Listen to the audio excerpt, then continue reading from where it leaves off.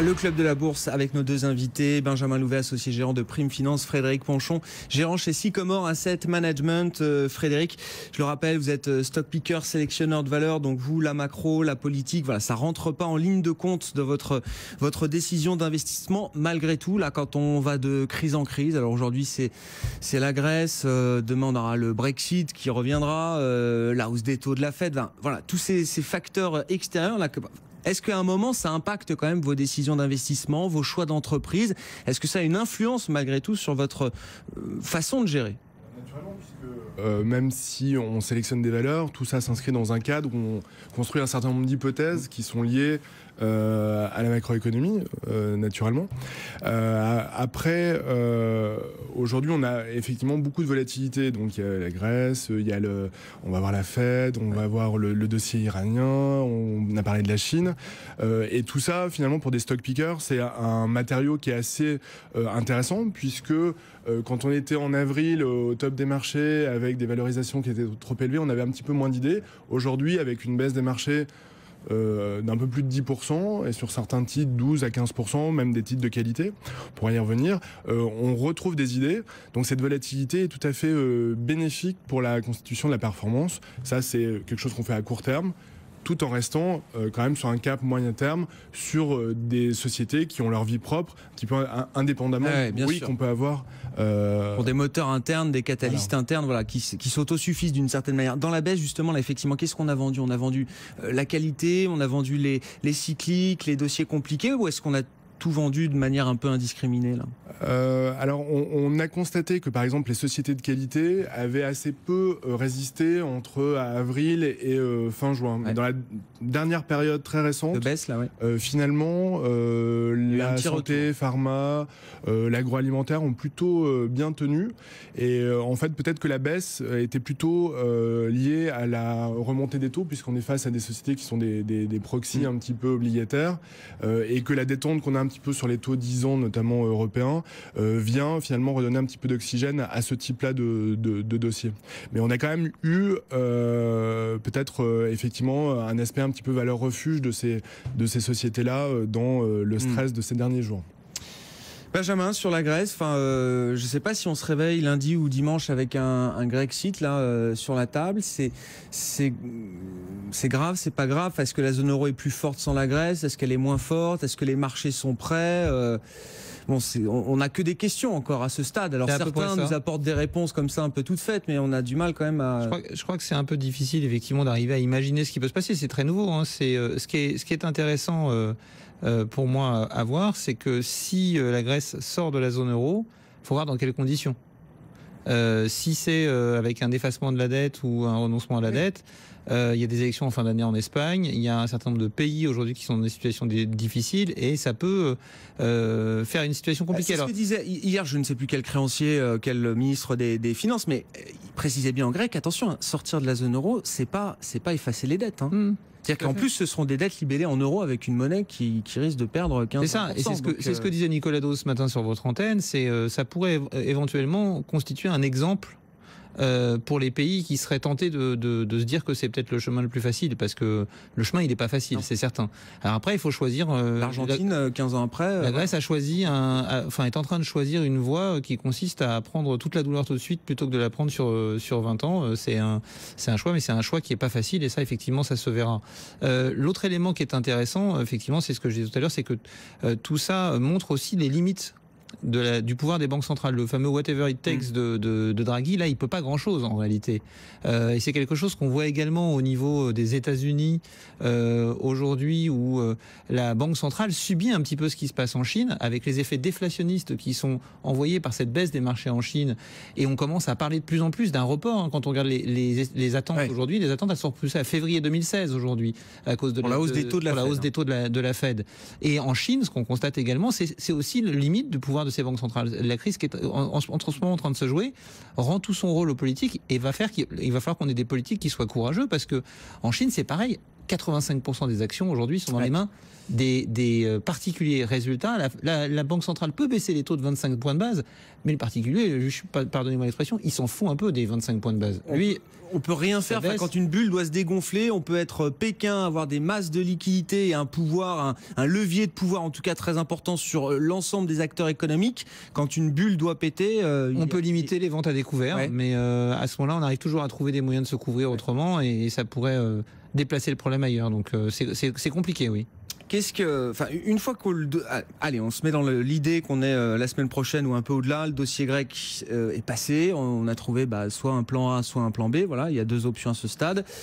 Le marché, les investisseurs recommencent à se focaliser un petit peu sur autre chose. Quand on rouvre les yeux là comme ça, qu'est-ce qu'on trouve? Enfin, dans quel état on trouve la zone euro, les entreprises? On va voir les résultats d'entreprises. Là, qu'est-ce qui nous attend derrière, Frédéric? Alors déjà, je pense que le feuilleton grec, comme on disait, ne s'arrête pas dimanche, quelle que soit la solution ou la sortie ou le fait que la Grèce reste dans la zone euro. Peut-être qu'en revanche, effectivement, ça passera en second plan. Voilà.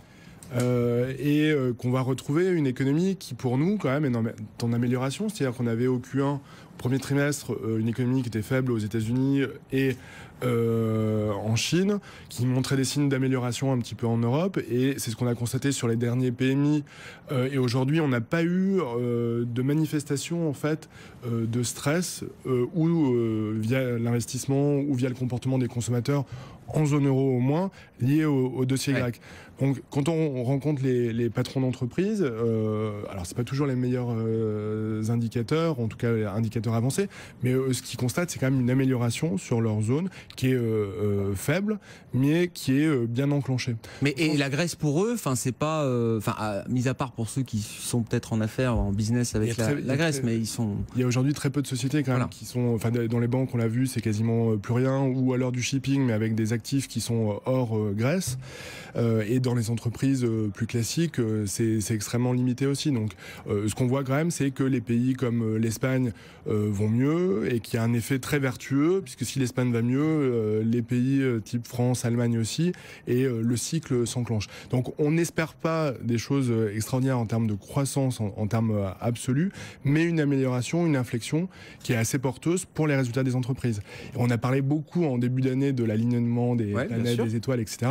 Tout ça n'est pas fini. C'est-à-dire que même si l'euro-dollar s'est stabilisé un petit peu aux alentours de 1,10, ça reste très favorable par rapport au 1,40 qu'on avait aux entreprises et à l'économie. Et on a vu dans les chiffres de l'économie que le commerce extérieur commence juste à bénéficier de cet euro faible. Le pétrole, on l'a vu, reprend ce chemin à la baisse, donc c'est toujours très positif pour les ménages et pour les entreprises. Et puis les taux restent bas et même ont rebaissé depuis les quelques dernières semaines. L'autre jour, non, pas l'autre jour, tout à l'heure, il y a deux gérants qui m'ont fait remarquer qu'il y avait eu assez peu de profit warning là en amont de la période de résultats. Alors je ne sais pas, est-ce que vous le constatez aussi? Est-ce que c'est significatif? Est-ce qu'il y en a eu moins que d'habitude? Et est-ce que c'est une bonne ou une mauvaise nouvelle? Est-ce que c'est une bonne nouvelle? Tant mieux parce que les entreprises effectivement tiennent leurs objectifs financiers, ou est-ce que attention, ça veut dire peut-être qu'il y a de potentielles mauvaises surprises qui seront annoncées le jour J et qui n'ont pas été annoncées en amont là? Alors je pencherais plutôt pour la première. D'accord, bonne nouvelle donc. Pour la bonne nouvelle dans le sens où, enfin pour deux éléments, c'est-à-dire que quand même il faut faire confiance aux entreprises qui font des progrès année après année pour quand même conduire le consensus au plus proche de la réalité. C'est la première chose. Et la seconde chose, c'est qu'il faut aussi se rappeler d'où on vient. C'est-à-dire qu'on vient de plusieurs années où les analystes ont systématiquement révisé à la baisse leurs attentes. Donc les analystes comme les entreprises partaient en début d'année avec finalement des guidance et des attentes qui étaient plutôt prudentes puisqu'elles reflétaient les déceptions qui avaient eu lieu ces dernières années. Et puis avec l'euro-dollar, on a effectivement un mieux qui devrait se retrouver très logiquement dans les entreprises. Bon, dans l'alignement des planètes, il y avait le pétrole, Benjamin. Il est en train de se réaligner très très vite, le pétrole là. Oui, on en avait parlé, effectivement, c'est quelque chose qui nous semblait logique, étant donné la surabondance de pétrole sur le marché. Je rappelle que la Russie produit à son plus haut historique, l'OPEP est à son plus haut de plusieurs années, les États-Unis sont au plus haut depuis plus de 40 ans, on a l'Iran qui parle de revenir sur le marché, il y a aujourd'hui des bateaux qui cherchent des ports où livrer leur pétrole et qui n'arrivent pas à le trouver. Donc la bonne tenue du pétrole était une vraie surprise. Et on prend acte aujourd'hui, pourquoi aujourd'hui particulièrement de on en prend acte, on redécouvre cette crise d'un excédent d'offres de pétrole là. Alors je pense qu'il y a trois choses. D'abord, il y a la crise chinoise, ce qui est en train de se passer en Chine. Ça, c'est une vraie crainte en termes de consommation et donc de baisse de la demande. Comme on a trop d'offres, effectivement, ça fait peur à beaucoup de monde. Première chose. La deuxième chose, c'est un début de stabilisation dans les forages aux États-Unis. On a commencé à voir pour la première fois la semaine dernière le nombre de forages, de foreuses en activité repartir à la hausse. Alors c'était mineur pour l'instant, hein, mais ça a fait peur à un certain nombre d'acteurs. Et puis la troisième chose, c'est l'accord de plus en plus probable avec l'Iran qui pourrait ramener très rapidement du pétrole sur le marché. Non pas que les Iraniens pourront recommencer à produire massivement demain, mais ils ont des stocks flottants qui sont prêts à être écoulés. Et le ministre du pétrole iranien a annoncé qu'ils étaient prêts rapidement. Ils étaient comme un pilote dans son avion en bout de piste prêt à décoller. Ils sont prêts à relancer la production et il dit qu'ils peuvent doubler la capacité d'exportation en 6 mois. Donc on a potentiellement beaucoup de pétrole qui arrive sur le marché, ce qui nécessitait un ajustement. Puis une fois que cet ajustement commence, vous avez une hausse des appels de marge, vous avez donc une réduction des positions obligatoires de la part des spéculateurs, et puis la situation en Chine, là aussi entraîne un risk-off global de la part des hedges qui réduisent leur exposition au risque globalement. Ça a été, ils avaient très grosses pauses ils avaient des très grosses pauses. On en avait parlé, souvenez-vous, on avait un ratio de pratiquement 8 pour 1 entre les longs et les shorts chez les spéculateurs sur le pétrole. Donc quand vous avez un ratio pareil, le jour où ça se retourne, forcément, et hier, ça fait mal. Moins 10, hein. Moins 10, c'est quand même violent sur une séance même pour le pétrole, j'ai envie de dire. Voilà, le Brent là qui est sous les $57 cet après-midi et le WTI américain qui continue de reculer sous les $52. On est à $51,50 cet après-midi, 17h30, le fixing, messieurs, en direct. Et on retrouve Jérôme Vinorier, analyste technique. Jérôme, séance de stabilisation, on va dire. C'était hier le vrai test d'une certaine manière, à savoir si on allait rebondir sur des points de résistance, des points de support qui étaient relativement bien identifiés. Oui, effectivement, que ce soit sur le CAC 40 ou l'Eurostoxx 50, on est parvenu à défendre des niveaux de support assez conséquents. Maintenant, on sent toujours une certaine fragilité, compte tenu de l'absence de visibilité sur le dossier grec. Donc, tout reste à démontrer encore d'ici ces prochaines séances, en attendant justement l'aboutissement de cette situation. Merci Jérôme. Jérôme Vinorier, analyste technique. On vous retrouve dans quelques minutes, juste après la clôture définitive à Paris. Le CAC pour l'instant, plus 0,7%. Plus 0,7% à 4638 points.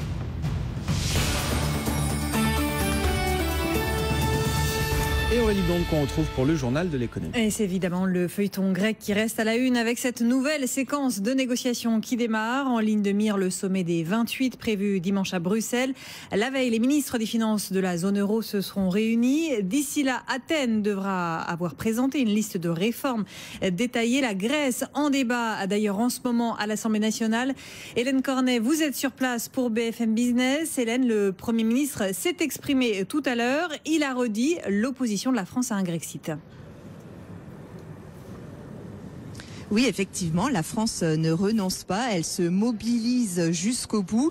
C'est le message qu'a voulu faire passer Manuel Valls, jusqu'au bout pour éviter donc une sortie de la Grèce de la zone euro. Alors non pas par indulgence, mais parce que c'est dans l'intérêt des partenaires, des pays partenaires européens, éviter une atteinte à la monnaie unique alors que la croissance donne en ce moment quelques signes de reprise. Manuel Valls a donc insisté sur 2 points. Tout d'abord, la France n'est pas à la remorque de l'Allemagne. Les 2 pays avancent ensemble dans l'intérêt commun. L'axe franco-allemand joue pleinement son rôle. Et puis la position de la France, c'est-à-dire un non au Grexit, ce serait bien que les députés donnent leur aval. Un vote sera donc organisé. Évidemment, si un programme d'aide est accordé prochainement à la Grèce, promesse du président de la République. Et déjà dans le camp adverse, du côté des Républicains, on me disait que si le vote était organisé aujourd'hui, on ne voterait pas forcément pour. Du moins, on regarderait de très près le détail de ce blanc dette. On trouve que le gouvernement n'a pas été assez ferme vis-à-vis de la Grèce. Pierre Lelouch, que j'ai croisé tout à l'heure, plaidait lui plutôt pour une sortie organisée de la Grèce de la zone euro. Merci Hélène Cornet à l'Assemblée nationale pour BFM Business. Les créanciers attendent donc maintenant de connaître les propositions détaillées d'Athènes en échange d'un éventuel nouveau plan d'aide.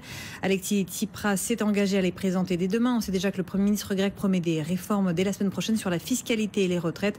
La Grèce qui a donc adressé une demande de prêt au MES qui va être examinée par les directeurs du Trésor. En attendant, les banques grecques restent fermées. Depuis une semaine, les retraits sont limités à 60 € par jour pour les Grecs. Paris conseille aux touristes qui vont se rendre dans le pays cet été de prendre leurs précautions et de prévoir suffisamment d'espèces et de médicaments. Dans le reste de l'actualité, le nouveau budget britannique dévoilé. Et pour le défendre, George Osborne, le ministre des Finances, s'est appuyé justement sur les difficultés de la Grèce. Budget axé sur la baisse des dépenses, notamment sur les dépenses sociales. Il prévoit aussi de diminuer l'impôt sur le revenu et de s'attaquer à la faiblesse de la productivité. En France, les ministères sont fixés sur leur sort pour le budget 2016. Les crédits ont été arbitrés. Ce sera moins pour les finances et le logement, mais plus pour la défense et l'éducation. Les effectifs repartent à la hausse. Il y aura 8300 fonctionnaires d'État en plus l'an prochain. À la une également aujourd'hui, cette nouvelle victoire judiciaire pour Jean-Marie Le Pen après l'annulation par la justice de sa suspension du Front National. Le président d'honneur a de nouveau gagné devant les tribunaux aujourd'hui, alors que les militants devaient voter par courrier pour savoir si oui ou non sa fonction devait être supprimée. Jean-Marie Le Pen a obtenu que ce vote soit suspendu. Une assemblée générale du parti devra donc se tenir pour statuer. Côté entreprise, une nouvelle vague de licenciements confirmée chez Microsoft. Le groupe va supprimer jusqu'à 7800 postes, essentiellement dans les téléphones. Des suppressions qui s'ajoutent aux 18 000 annoncées l'été dernier. Et puis un mot de tennis avec la suite du tournoi de Wimbledon et les quarts de finale. C'est fini pour Gilles Simon, le Français battu en 3-7 par Roger Federer. À suivre un autre Français, Richard Gasquet, face à Stanislas Wawrinka. BFM Business, 17h35. Et Grégoire, c'est la clôture à Paris. Et oui, fin de séance positive. Séance positive même dans son ensemble pour les indices européens et le CAC 40 notamment, plus 0,75% à l'arrivée. Pour l'indice vedette de la Bourse de Paris, on est à 4,6 milliards de volume échangé sur les marchés traditionnels d'Euronext.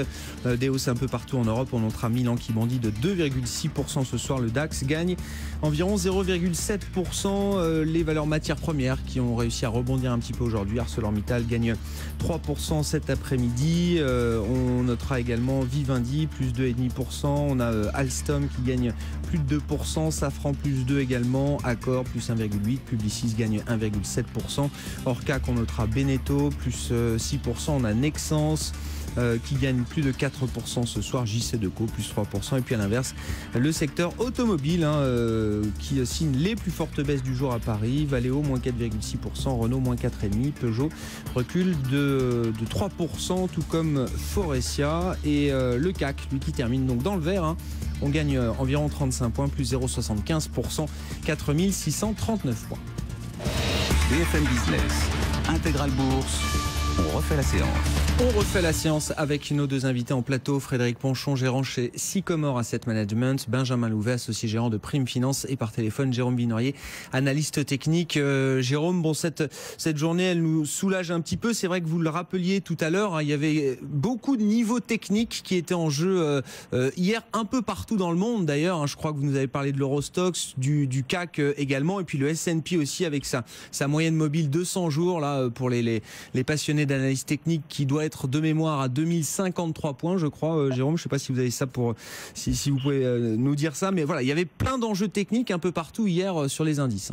Oui, effectivement. D'ailleurs, ce que l'on constate, c'est que les États-Unis sont également dans une situation technique qui mérite d'être surveillée de près, puisque d'ailleurs hier, si on est parvenu à rebondir aujourd'hui en Europe, c'est grâce au rebond des marchés actions américains, mais on voit que ça a du mal à tenir. En ce moment, on perd 1,10% sur S&P 500, ce qui montre que même si on n'a pas de nouvelles sur la Grèce, eh bien on a d'autres facteurs, que ce soit la baisse des marchés actions chinois ou le risque de correction aux États-Unis qui pèse également sur les bourses européennes. Donc c'est la raison pour laquelle les seuils techniques actuellement testés en Europe sont importants à surveiller. 4600 points sur le CAC 40 et puis sur l'Eurostoxx 50, c'est pareil, on a une zone qui est actuellement importante à défendre. C'est les 3300 points qui ont été testés tant hier que ce matin. Donc, est-ce qu'on va parvenir à les défendre dans l'attente de la résolution du dossier grec, ça c'est une autre affaire, mais dans tous les cas, que l'on constate, c'est que depuis 2 semaines, avec ces nouvelles, s'agissant de la Grèce, enfin l'absence de dénouement, on a baissé quand même d'une dizaine de pourcents, mais on n'est pas non plus dans des rythmes de baisse, de panique comme on avait connu en 2011, puisque on a bon espoir qu'on parvienne à une solution et que tout simplement les institutions, notamment la Banque Centrale Européenne, feront de toute façon le nécessaire. Bon, Frédéric, là, tactiquement, je rappelle que votre métier, c'est sélectionneur de valeur, stock picker, mais tactiquement, vous avez un fonds action. Vous dites quoi? Voilà, vous avez vos idées d'investissement, vous dites qu'il y a des prix qui redeviennent plus intéressants. Tant que je sais pas ce qui se passe dimanche ou lundi, voilà, je mets ça de côté et puis j'irai investir mes dossiers un peu plus tard. Ou vous dites, bah non, il n'y a pas de raison que j'attende. De toute façon, Grexit ou pas Grexit, mon dossier, l'entreprise que j'achète, sa vie est pas mise en jeu si la Grèce sort demain de la zone euro. Oui, alors donc ça mélange les deux, effectivement. D'un côté, profiter un petit peu de la volatilité qu'on a aujourd'hui avec des cours qui sont redevenus plus intéressants.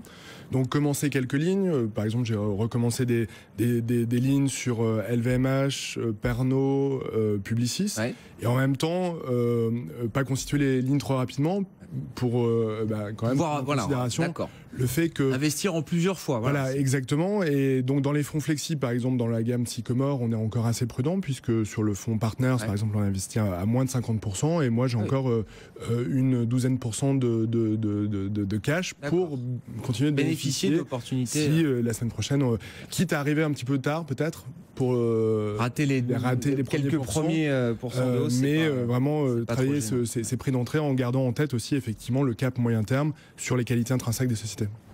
Votre sentiment, Benjamin, vous êtes spécialiste des matières premières, mais justement, il y a des gros dossiers là. J'ai tendance à dire que le mouvement qu'on a sur les matières premières avec la Chine, parce que, pardonnez-moi encore une fois, la Grèce est très importante d'un point de vue politique. Mais d'un point de vue financier, je suis beaucoup plus préoccupé par les volumes d'échanges qu'on a entre la Chine et l'Europe, entre la Chine et les États-Unis, et ce qui se passe en Chine en ce moment qu'en Europe.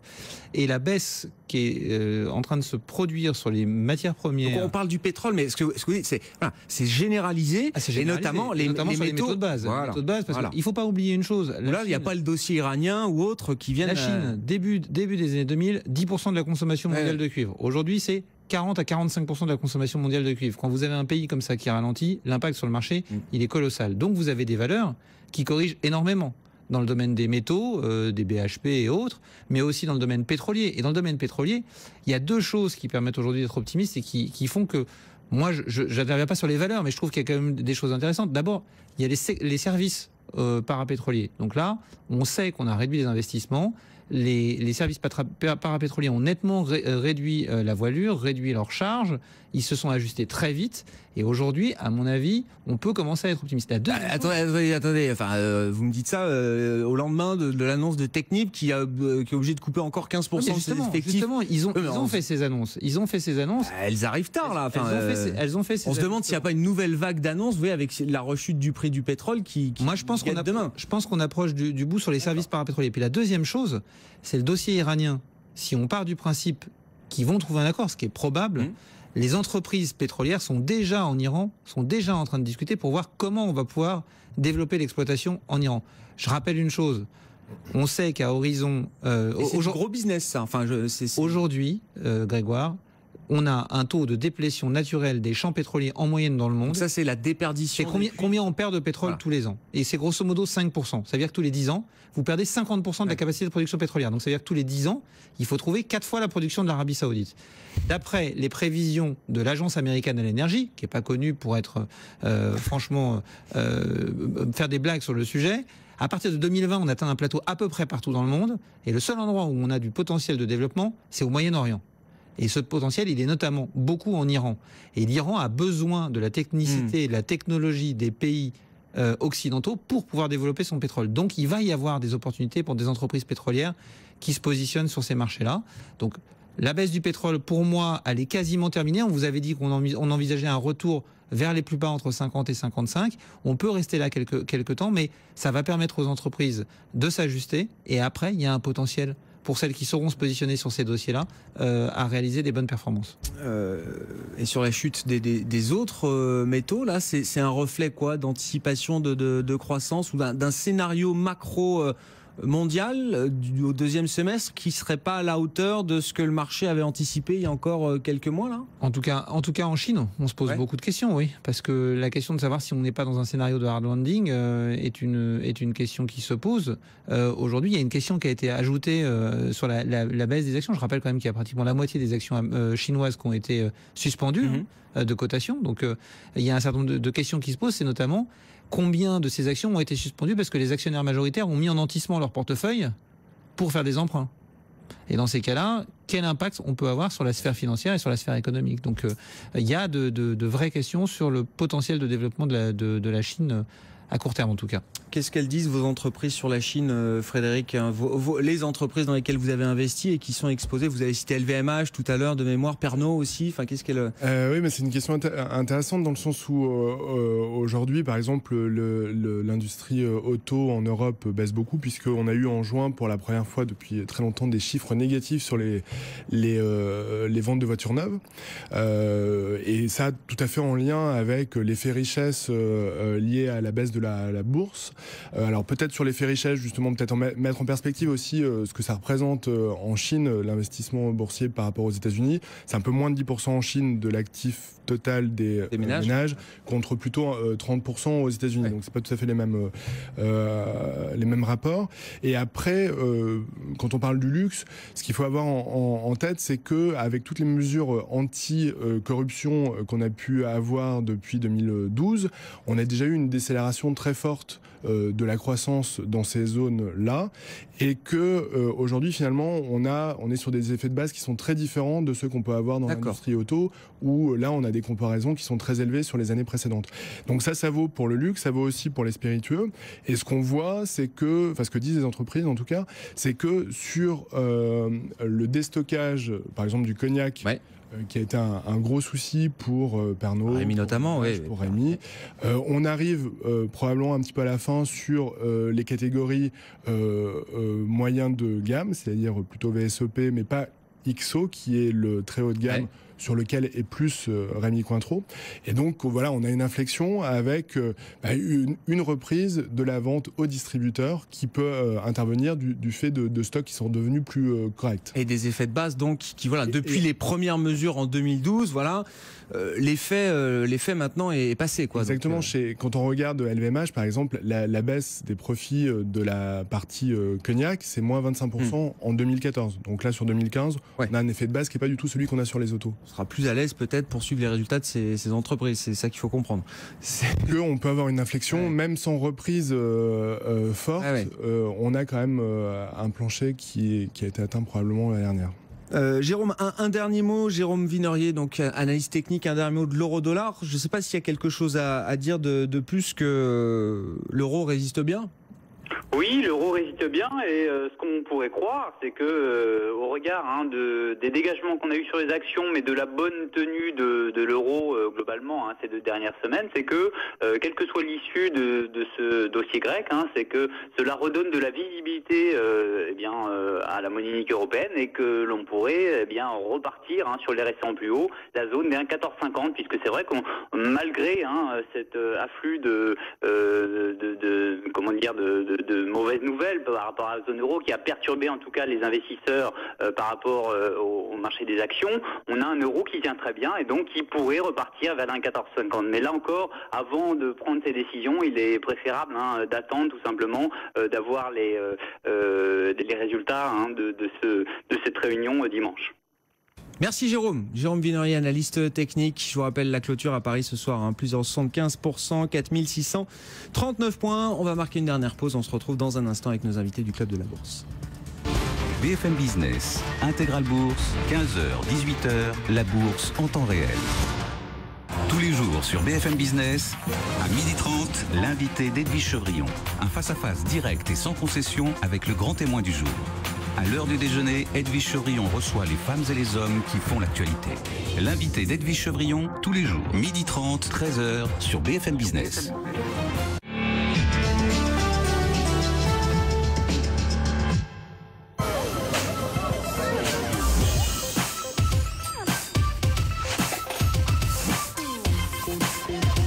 Avec iZettle, gérez votre entreprise sur tablette ou smartphone et acceptez des paiements par carte, où que vous soyez. Inscrivez-vous dès maintenant et recevez un lecteur de cartes gratuit pour votre entreprise. Moutarde aigre douce Kuhn, tellement plus douce et si gourmande. Moutarde aigre douce Kuhn, on n'y résiste pas. Kuhn, plutôt 2 fois Kuhn. Craquez aussi pour la moutarde balsamique Kuhn. Vous voyez pas la différence? C'est normal, il y en a pas. Et pourtant, c'est 10% moins cher. On est passé chez Direct Énergie. Non. Si. En 5 minutes à peine par Internet, on est passé chez Direct Énergie. Alors? Mais nous aussi, en 5 minutes, on est passé chez Direct Énergie. Mais il y a 2 ans. Et vous, qu'attendez-vous pour payer moins cher? Appelez Direct Énergie au 30 99. Non, vous ne rêvez pas. Cette montre est extraordinaire. Dormez, marchez, courez, nagez. Analysez votre activité en toute simplicité depuis votre smartphone. Activité Pop vous suit partout, à tout moment et vous aide à atteindre vos objectifs. Withings Activité Pop, le tracker d'activité qui a du style.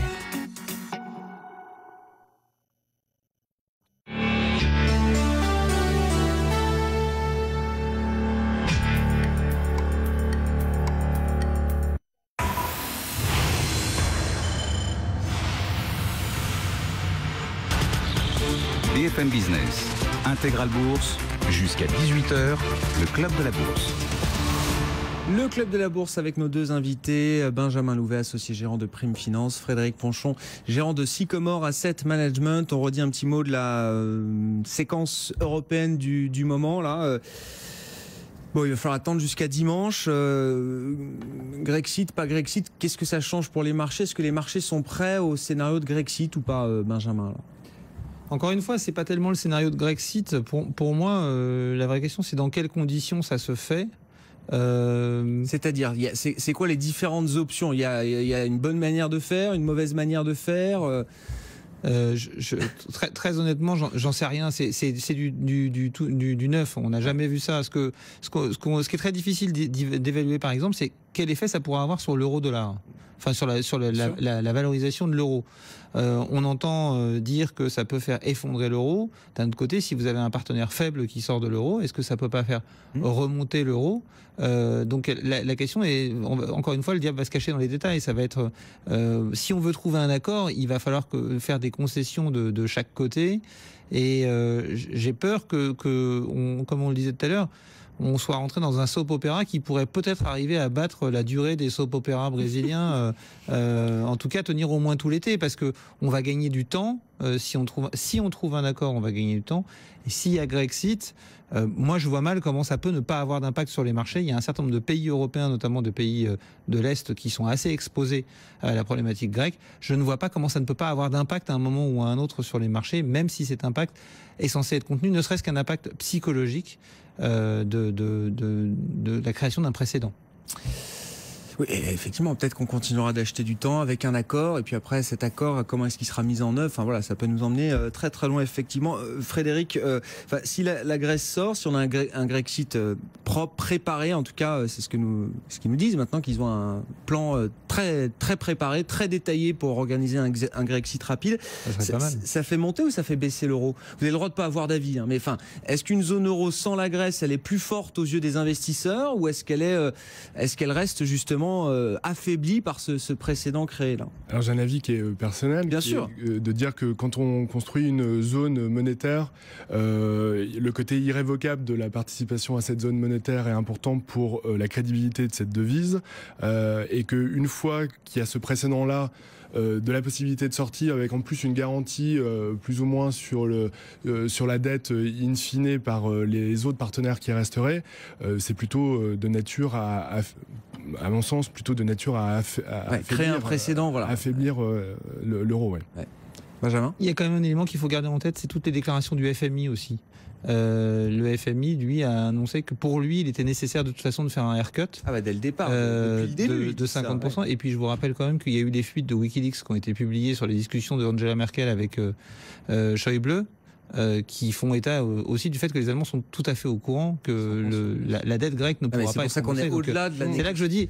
ça va se passer ailleurs, et c'est pour ça que c'est très difficile de prédire. Encore une fois, les problématiques géopolitiques sont très importantes aussi dans tout ça, et je pense je ne sais pas si on trouvera un bon accord. Pour moi, on trouvera de toute façon un mauvais accord, mais il va falloir trouver le moins mauvais. On s'est mis dans une situation dont on aura du mal à sortir. Certains évoquent d'ailleurs le fait que Tsipras s'est retrouvé un peu piégé à son propre jeu, qu'il avait organisé ce référendum. Il n'avait pas prévu le nom. En espérant le perdre et démissionner et passer la patate chaude à quelqu'un d'autre. Bon, là, on part dans des machiavélismes, effectivement, qui embrouillent encore un peu plus le sujet. Tiens, notez que la téléconférence de l'Eurogroupe sur la Grèce une téléconférence de l'Eurogroupe sur la Grèce se tiendra dans le courant de la journée. C'est ce qu'indique le ministre des Finances luxembourgeois. Vous avez cité quelques entreprises tout à l'heure, Frédéric.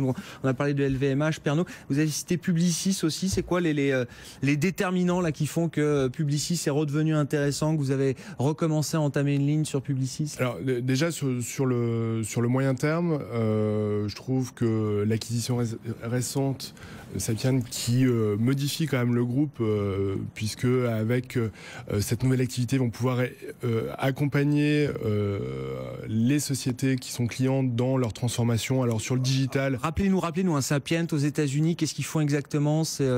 En fait, ce que peut faire, déjà, ce qui est intéressant, c'est que vraiment Publicis, depuis la première acquisition de Digitas aux États-Unis en 2006, a vraiment totalement transformé son activité vers le digital. Donc là, on est vraiment dans la poursuite de ce mouvement-là. Et aussi, c'est ce que dit Monsieur Lévy, dans la capacité d'accompagner les entreprises dans une réflexion qui leur permet d'éviter l'ubérisation de leur secteur. Donc, on est très en phase avec ce qui se passe aujourd'hui dans l'économie. Donc on est allé sortir un petit peu du modèle classique de l'agence de publicité. Et aujourd'hui, ce qu'on voit, c'est que quand même, là on revient sur l'agence de publicité classique, il y a des contrats qui sont en train d'être revus pour des montants assez importants. Le marché est un petit peu stressé sur le poids total de ces contrats. On va avoir au fur et à mesure du temps qui passe le résultat de ces revues de contrats et de renégociations. Et en attendant, le titre a perdu une quinzaine de %. Alors, avec l'acquisition de Sapiens, effectivement, on a un groupe qui est très exposé au dollar. Donc, le fait aussi que le dollar, l'euro-dollar soit un petit peu stabilisé, va pas dans le sens d'une réappréciation du titre. Mais si on avait une poursuite de la baisse de l'euro, ce serait très bénéfique pour Publicis. Et aujourd'hui, on est sur des niveaux de valorisation qui sont sur vraiment des points très bas sur la période des 10 dernières années. Bon, Publicis comme idée d'investissement, je vous précise juste, là on replonge dans le feuilleton grec, donc téléconférence des ministres des Finances là dans le courant de la journée, et cet Eurogroupe téléphonique chargera ensuite la Commission européenne et la Banque centrale européenne, donc les institutions, d'examiner la demande de prêt d'Athènes, Athènes qui a donc formalisé une demande de plan d'aide auprès du mécanisme européen de stabilité, un plan sur 3 ans dont on ne connaît pas encore les propositions détaillées. Tout ça sera détaillé dans les prochaines 24 heures par Athènes et le nouveau ministre des Finances Euclide Tsakalotos. Et puis notez, pour être complet sur le sujet grec cet après-midi, que la Banque centrale européenne a décidé de maintenir le LA, cette fameuse liquidité d'urgence, ces liquidités d'urgence accordées aux banques grecques depuis plusieurs mois maintenant, donc 89 milliards, le plafond reste inchangé, comme bien depuis 15 jours maintenant, depuis l'annonce du référendum par Alexis Tsipras. Voilà, la BCE qui avait durci un petit peu les conditions d'accès à ces liquidités pour les banques grecques, mais on comprend, sans rentrer dans les détails techniques, on comprend que ça ne change rien et qu'elles ont toujours, si elles le souhaitent, accès à ces liquidités. Le CAC 40, je vous rappelle la clôture, plus 0,75% ce soir, 4639 points. Merci à vous messieurs, Frédéric Ponchon, Sycomore Asset Management et Benjamin Louvet, Prime Finance, bientôt 18h, Edwige Chevrillon à suivre. On se retrouve demain 15h. BFM Business, Intégral Bourse, 15h, 18h, la bourse en temps réel.